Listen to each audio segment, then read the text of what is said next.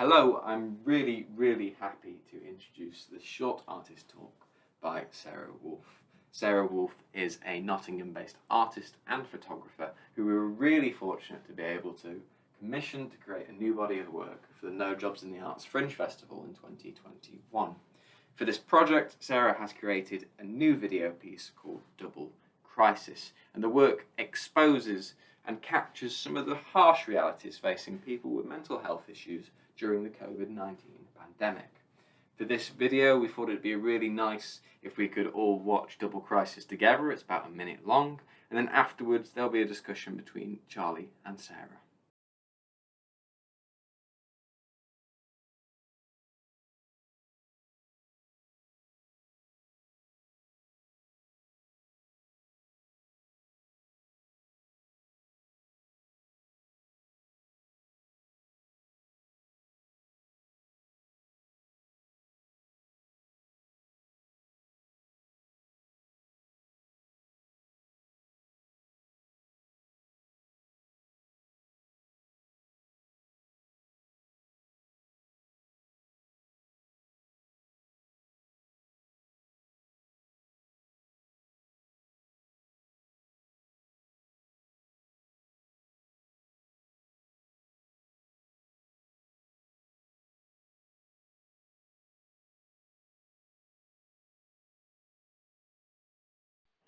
Talk to you and find out a little bit more about the work. It's been lovely to kind of watch your process as it's developed and kind of see some of those behind the scenes. But sort of going right back to the start, when you first had the idea, you kind of had these two words, double crisis, and that kind of became the title. We were wondering sort of what the meaning was behind that and where that kind of came from. Yes, double crisis.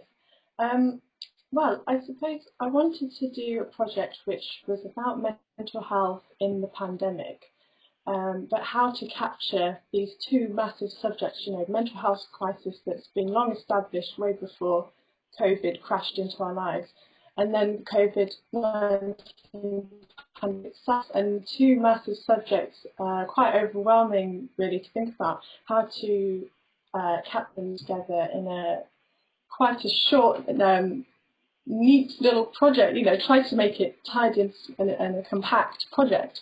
And so I just thought, well, both of them are regarded as crises, a crisis. And so together it's just that doubling effect of the COVID crisis layered on top of the long established mental health crisis, and how it becomes doubly difficult for people who are struggling.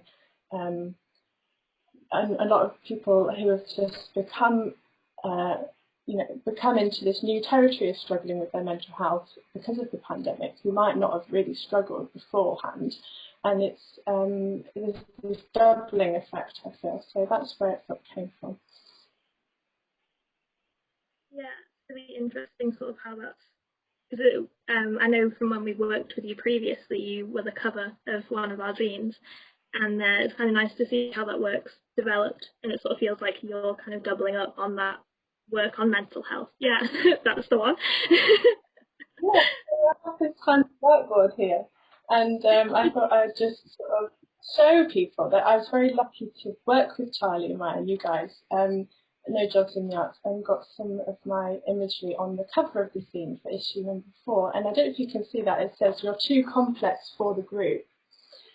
And so it's a series of images on my current medication packets, which is just quotes, as handwritten, of things I've been told as a patient in the secondary mental health services. So I have diagnosis of bipolar disorder and OCD, and been in the mental health services for about 10 years. And so it's quite a difficult system to navigate when especially when you're young and say you're a teenager or your early 20s and you don't really know what's available.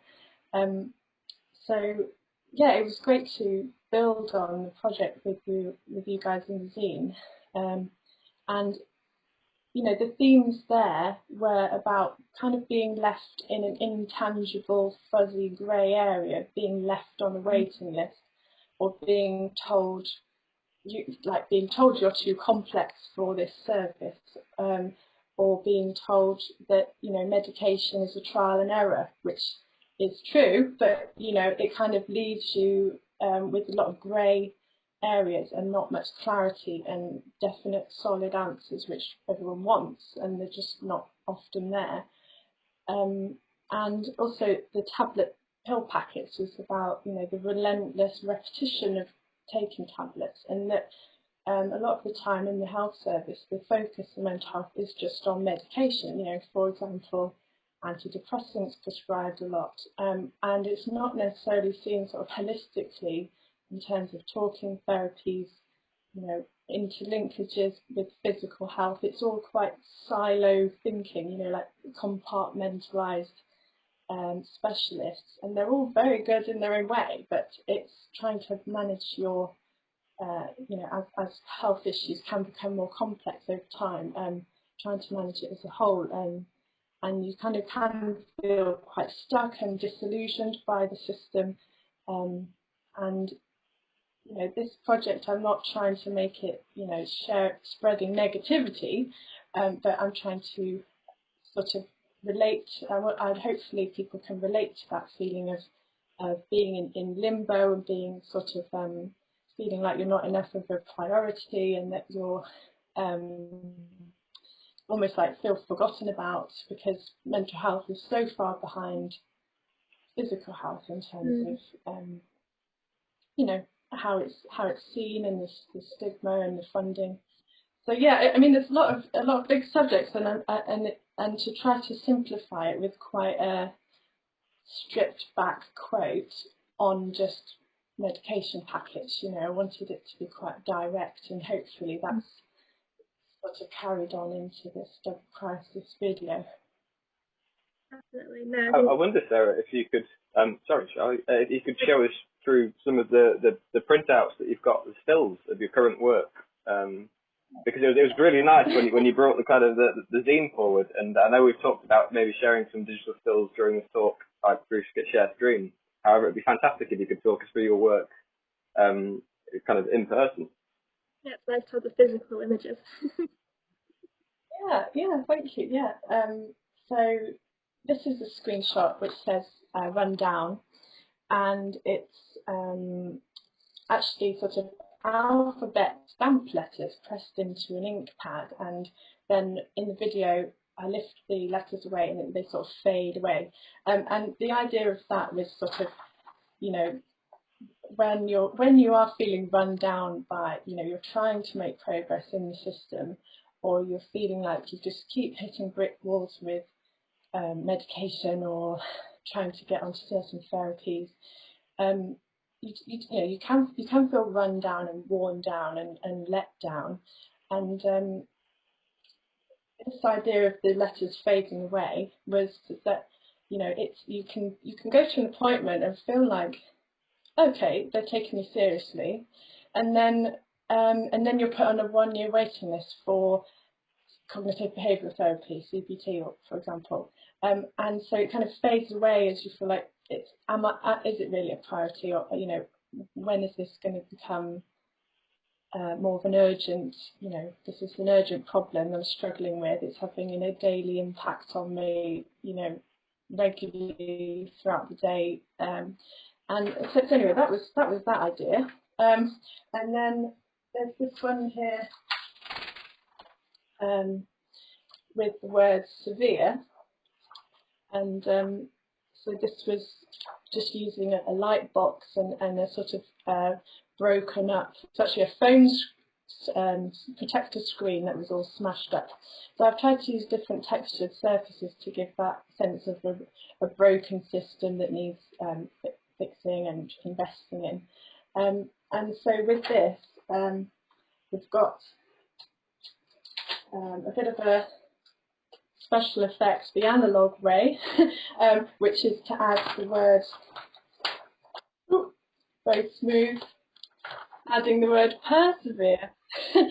So in the video I kind of move the letters around, and that idea that you do have to persevere with these things. You know, like I say, the system is not all bad. There are excellent clinicians, specialists, nurses, you know, staff members are generally they want to help you. You know, they're excellent with their, you know, they want their intentions are good. They want to help you, but often they're limited by the system being underfunded and overstretched.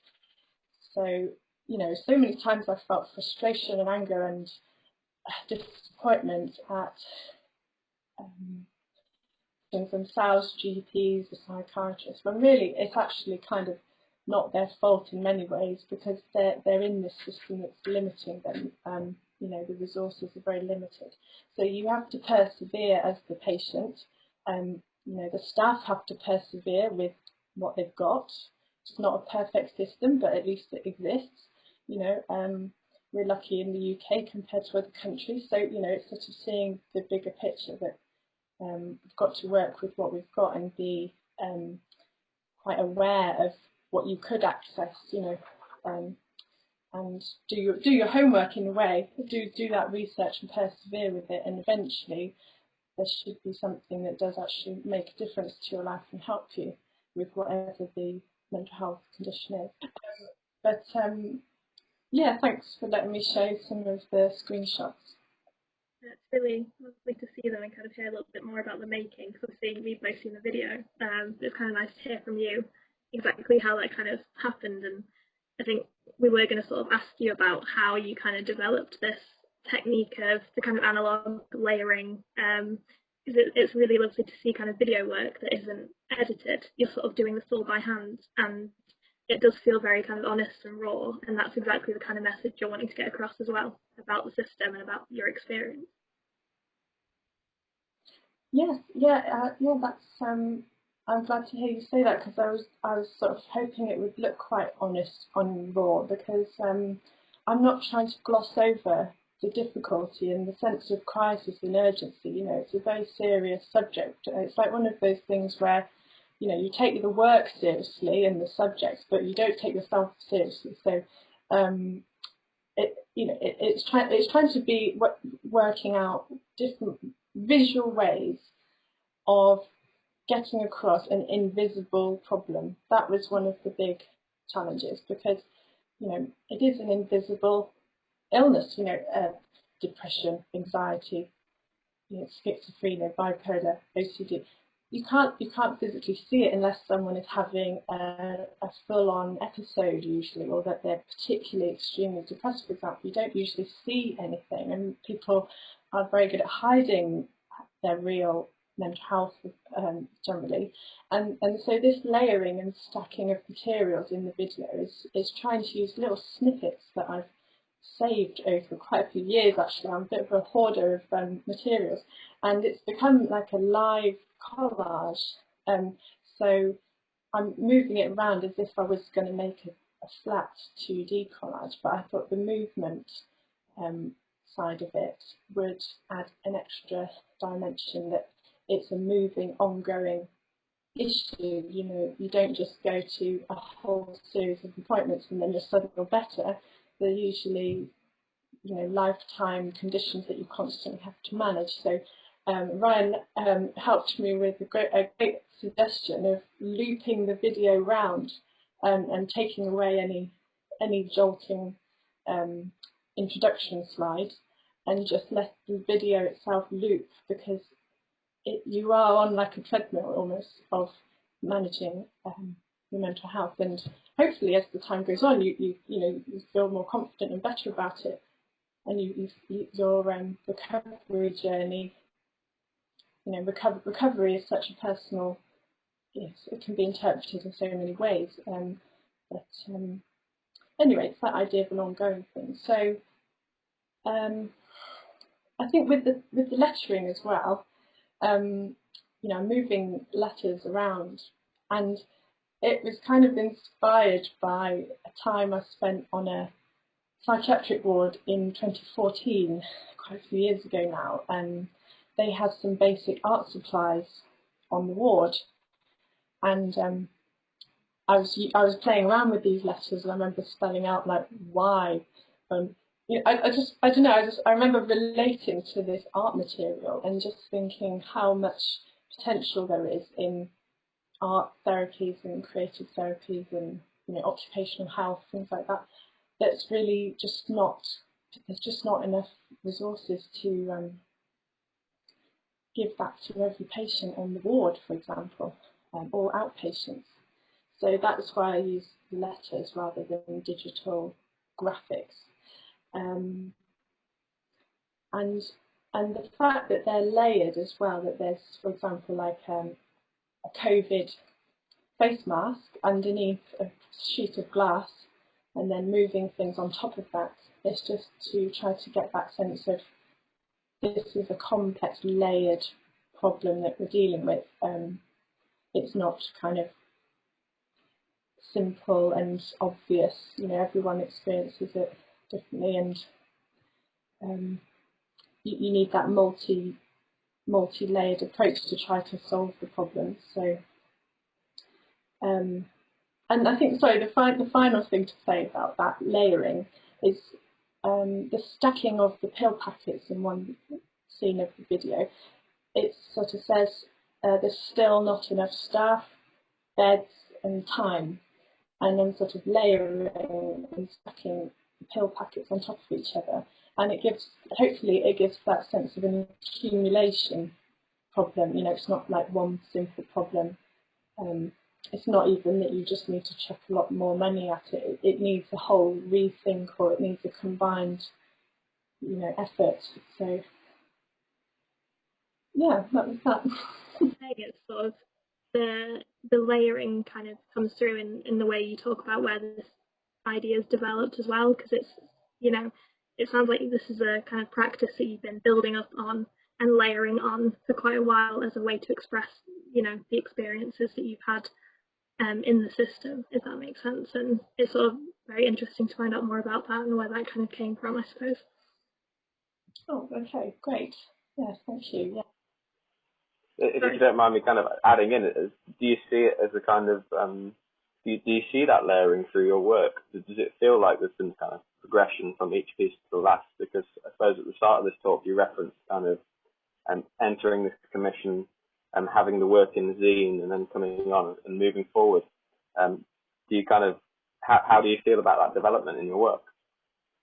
Yeah, but that ties in nicely, Ryan, to this picture on here. We're very lucky, isn't it? Because this is I think people might have heard of the International Postcard Show at Surface Gallery in Nottingham, which is amazing, and always encourage people to do that because it's really good. And this is in 2019. I submitted this little postcard. This is just a photocopy using pill packets, and that's the first time I'd really used them in a piece of work. And it just says it is just a chemical imbalance. Because that's what you hear, well, that's what I've heard a lot when people say, you know, oh, a mental health condition is just a chemical imbalance, and so you take medication to balance you out. And, you know, that might be true, but when you ask anybody, a psychiatrist or GP, they generally can't tell you, well, what is the chemical imbalance? You know, what is the exact thing? Is it just serotonin levels? You know, it's all quite a grey area, and I suppose in terms of a development, you know, that seems like quite a long time ago now, where I was sort of stapling on these pill packets, and now to have it sort of developed into the zine series, and then into this video, and the layering of that, getting that texture in 3D, sort of, you know, indented packets and things that have been used on a daily basis. It's just, yeah, it's definitely, I can see it's a progression, and other things have come in as well now with the COVID theme. So it's combining more topics, I suppose, whereas that seems quite simple now. Yeah, no, it's amazing to kind of be a part of that process as well, and kind of encourage you to keep going with the project, because I mean, I know me and Ryan are both, you know, really big fans of this particular work, and yeah, it's been amazing to kind of see where it's come from, and the zine in the middle, and now the kind of video aspect. So it'll be interesting to see where your work kind of develops from here, and how kind of your experiences in the future as well, because obviously COVID has had a big impact, and how that's going to change over the next few months, and it'll develop maybe even further from this.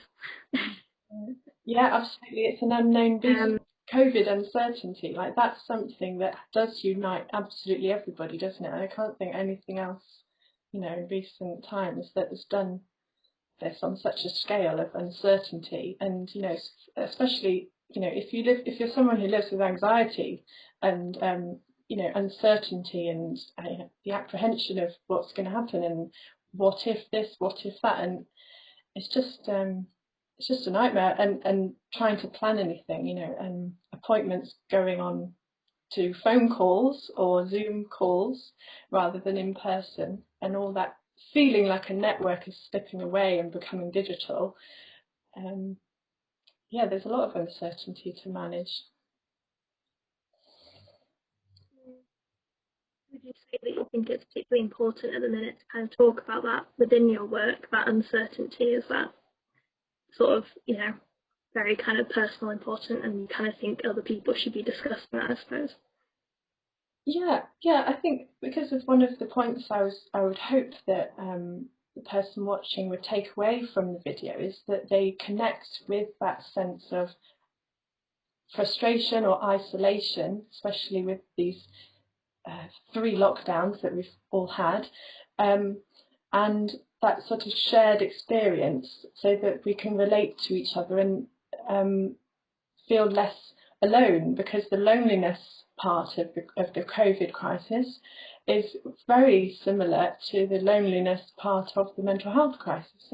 There are so many similarities, which are then doubled up, and so with the sort of acknowledgement I hope to achieve in the video, that you acknowledge these difficulties and not try to deny them, or say, oh, I'm fine, I'm fine, I'll just keep busy, and you can't just keep busy and keep distracted all day, every day for a year. You can, you've got to, and hopefully people are reaching out more, and I hope to encourage people to reach out and share how they actually honestly feel, with these sort of simple statements like, I feel run down, I feel worn out, things like that. So yeah, and with the theme about the perseverance, just going back to that, it's kind of,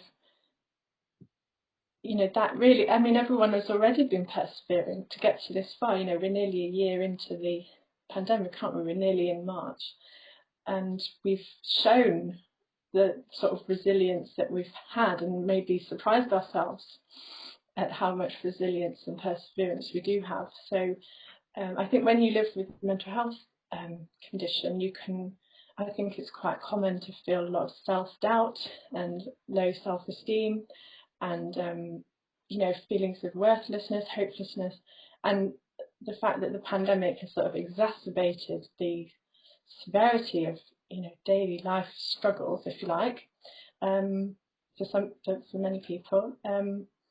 It's that kind of sense that you can't be an island. No one is really an island. You do need to reach out and talk to people, and I'm not saying that's easy. I'm not saying that's an easy thing, but it's that self-care which is hard to do when you potentially don't look after yourself, connected to your mental health issue.